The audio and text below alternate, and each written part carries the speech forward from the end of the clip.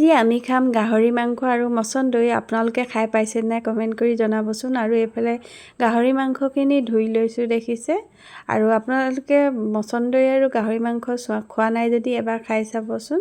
মচন্দৈখিনিও এইফালে ধুই ল'লোঁ। আৰু গাহৰি মাংস মচন্দৈ বনাম মই তেল নিদিয়াকৈ, আৰু যাতে তেল এয়া চৰ্বিৰ পৰা তেলখিনি উলিয়াই ল'ম প্ৰথমতে। এয়া দেখিছে অলপ অলপকৈ দি লৈছোঁ। আৰু যদি ভিডিঅ'টো চাই ভাল পায় তেনেহ'লে লাইক কমেণ্ট শ্বেয়াৰ কৰি দিব। আৰু যদি পোনপ্ৰথমবাৰৰ বাবে মোৰ চেনেলটো চাই আছে তেনেহ'লে ছাবস্ক্ৰাইব কৰি ল'বলৈ নাপাহৰিব।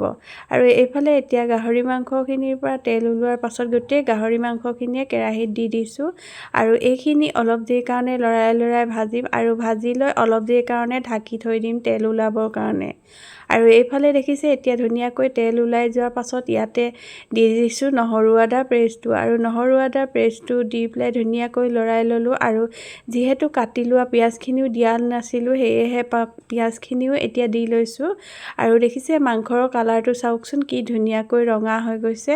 আৰু এয়া এনেদৰে তেল ওলাই যোৱাৰ পাছত অলপ দেৰি ঢাকি ল'ম। আৰু ঢাকি পেলাই এতিয়া আকৌ মচন্দৈখিনি ইয়াত দি দিছোঁ। আৰু এয়া দেখিছে মচন্দৈখিনিও এনেদৰে ভালদৰে লৰাই লোৱাৰ পাছত ইয়াক ঢাকি দিম।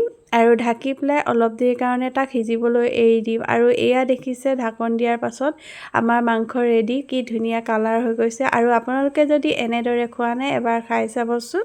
শেষত ভিডিঅ'টো চাই কেনেকুৱা লাগিলে জনাবলৈ নাপাহৰিব। বাই।